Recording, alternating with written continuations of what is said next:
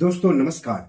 दोस्तों, बैंक में रखे पैसे की सेफ्टी को लेकर लगातार सवाल उठ रहे हैं। मोदी राज में बैंक में पैसा रखने वालों के लिए बुरी खबर का सिलसिला थमने का नाम नहीं ले रहा है। कुछ समय पहले सरकार ने संसद में जानकारी दी थी कि भारतीय रिजर्व बैंक ने 2014 से लेकर के जुलाई 2024 तक 78 शहरी सहकारी बैंकों यानी अर्बन कोऑपरेटिव बैंक्स यानी यूसीबी के लाइसेंस रद्द कर दिए थे। इनमें से लगभग आधे बंद बैंक महाराष्ट्र के हैं। बैंक बंद करने का सिलसिला लगातार जारी है। अब यूपी के लखनऊ के एचसीबीएल कोऑपरेटिव बैंक में पैसा रखने वालों के लिए बुरी खबर है। तो पूरी खबर क्या है और आप जैसे इस बैंक के ग्राहकों पर इसका क्या असर होगा, ये सब हम आपको इस एपिसोड में आगे बताएंगे। लेकिन सबसे पहले आप सबसे गुजारिश है कि चैनल के लिए नए हैं तो तुरंत सब्सक्राइब कर लीजिए, वीडियो को ज्यादा से ज्यादा शेयर कीजिए ताकि ज्यादा से ज्यादा लोगों तक जानकारी पहुंचे। हो सकता है आपके एक शेयर से आपके किसी अपनों का ही फायदा हो जाए। तो चलिए आगे बढ़ते हैं और बात करते हैं यूपी के लखनऊ के एचसीबीएल कोऑपरेटिव बैंक की।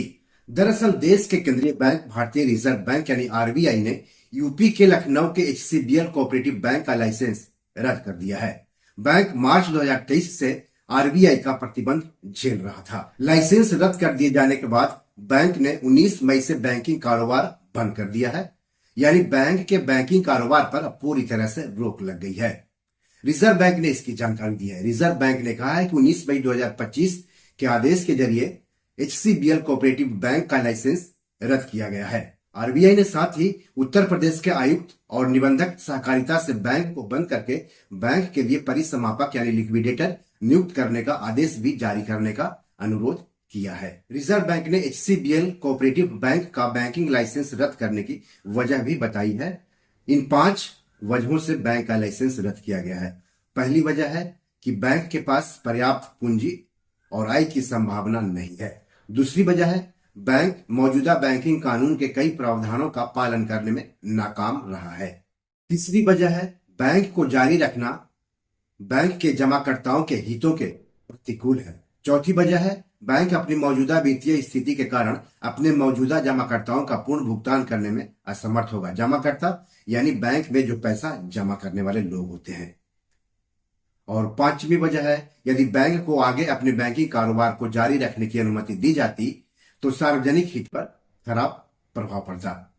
तो इन 5 वजहों से यूपी के लखनऊ के एचसीबीएल कोऑपरेटिव बैंक का लाइसेंस आरबीआई ने रद्द कर दिया है। रिजर्व बैंक ने आगे कहा है कि बैंक का लाइसेंस रद्द कर देने के बाद एचसीबीएल कोऑपरेटिव बैंक के बैंकिंग कारोबार जिसमें कि लोन देना, जमा राशि को स्वीकार करना और जमा राशि की चुकौती शामिल है, पर तुरंत प्रभाव से रोक लगा दी गई है। दोस्तों, एचसीबीएल कोऑपरेटिव बैंक तो बंद हो गया है।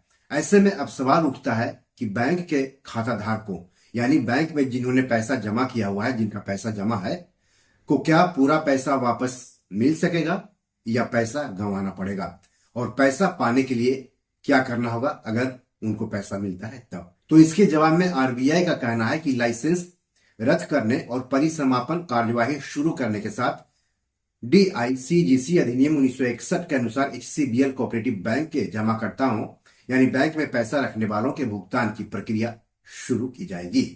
यानी पैसा मिलेगा और जल्द ही भुगतान की प्रक्रिया शुरू की जाएगी।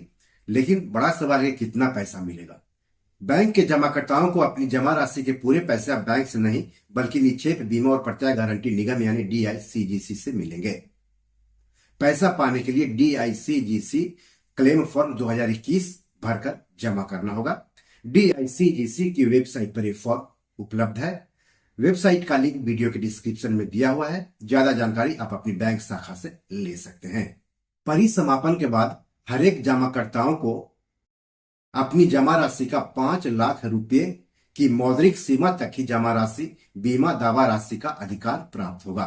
यानी 5 लाख रुपए तक ही किसी भी ग्राहक को मिलने की उम्मीद है, भले ही बैंक में उनके कितने भी अकाउंट हो और उन अकाउंट में उनके कितने भी पैसे क्यों न हो, लेकिन वापस मिलने की उम्मीद सिर्फ 5 लाख रुपए तक ही है।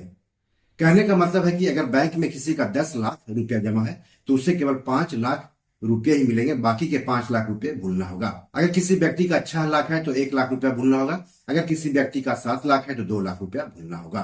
बैंक का लाइसेंस रद्द करते हुए आरबीआई ने आगे कहा है कि डीआईसीजीसी ने बैंक के जमाकर्ताओं से प्राप्त सहमति के आधार पर 31 जनवरी 2025 तक DICGC अधिनियम 1961 की धारा 18A के प्रावधानों के तहत कुल बीमाकृत जमा के 21 करोड़ 24 लाख रुपए का भुगतान कर दिया गया है। RBI का कहना है कि बैंक द्वारा दिए गए डेटा के अनुसार 98.69% जमाकर्ता DICGC से अपनी पूरी जमा राशि प्राप्त करने के हकदार हैं। यानी 1.31% जमाकर्ता अपने पूरे पैसे वापस पाने में नाकाम रहेंगे। दोस्तों, सवाल यहीं पर उठता है। सवाल है कि बैंक के बाकी 1.31% जमाकर्ताओं को उनका पूरा पैसा वापस क्यों नहीं मिलना चाहिए? क्या उन्होंने बैंक में पैसा रखकर कोई गुनाह किया था, या फिर किसी भी बैंक में पैसा रखना ही गुनाह है? क्योंकि सजा तो गुनाहगारों को दी जाती है, जुर्माना गलत काम करने पर लगाया जाता है। लेकिन बैंक के जिन 1.31% लोगों को उनका पूरा पैसा वापस नहीं दिया जा रहा है, वो तो बेकसूर है, बेगुनाह है। उनको किस काम की सजा दी जा रही है? मेरे हिसाब से RBI को बाकी के 1.31% जमाकर्ताओं का भी ख्याल रखना चाहिए। उनका भी पूरा पैसा उनको वापस मिलने चाहिए। RBI, केंद्र सरकार, राज्य सरकार को इस बारे में गंभीरता से सोचना होगा। बैंक ग्राहकों को भी एक प्लेटफॉर्म पर आकर सरकार से इसकी मांग करनी होगी। सरकार और RBI को बैंक के लाइसेंस रद्द होने या डूबने की स्थिति में सभी ग्राहकों के पूरे पैसे वापस दिलाने के लिए कानून बनाना चाहिए। एक ऐसा कानून है जिसमें दोषी और जिम्मेदार लोगों के खिलाफ सख्त कार्रवाई के बजाय उन लोगों के खिलाफ कार्रवाई की जा रही है जिन लोगों ने अपनी मेहनत से कमाए पैसों में से पाई पाई जमा करके बैंक पर भरोसा करके उसमें पैसे जमा किए थे। अब HCBL कोऑपरेटिव बैंक के ग्राहकों को पैसे वापस लेने के लिए परिसमापक से संपर्क करना होगा। दोस्तों, यूपी के लखनऊ के HCBL कोऑपरेटिव बैंक का लाइसेंस रद्द करने से पहले RBI कई दूसरे बैंकों का लाइसेंस रद्द कर चुका है, जिसमें शामिल कुछ बैंकों के नाम आप भी जान लीजिए। पंजाब के जालंधर के इंपीरियल अर्बन कोऑपरेटिव बैंक का लाइसेंस रद्द कर दिया गया है। महाराष्ट्र के औरंगाबाद के अजंता अर्बन कोऑपरेटिव बैंक मर्यादित का लाइसेंस रद्द कर दिया गया है। गुजरात के कलर मर्चेंट्स कोऑपरेटिव बैंक का लाइसेंस रद्द कर दिया गया है।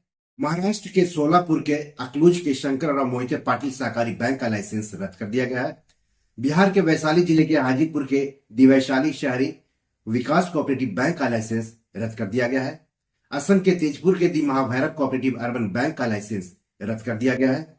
आंध्र प्रदेश के अनंतपुर जिले के उरपकोंडा स्थित उरपकोंडा कोऑपरेटिव टाउन बैंक का लाइसेंस रद्द कर दिया गया है। इसके अलावा भी बहुत सारे बैंक हैं जिसके लाइसेंस RBI ने रद्द कर दिए हैं। दोस्तों, बी और मनी मैनेजर में आज इतना ही। RBI ने बैंक का लाइसेंस जो रद्द किया है उसके बारे में आपका क्या कहना है? कमेंट बॉक्स में जाकर जरूर बताइए। एपिसोड कैसा लगा उसके बारे में भी लिखिएगा। इस एपिसोड या पैसे से जुड़े कोई सवाल हो तो जरूर पूछिएगा। आगे किस टॉपिक पर वीडियो चाहते हैं हमें बताएंगे तो अच्छा लगेगा। धन्यवाद, नमस्कार।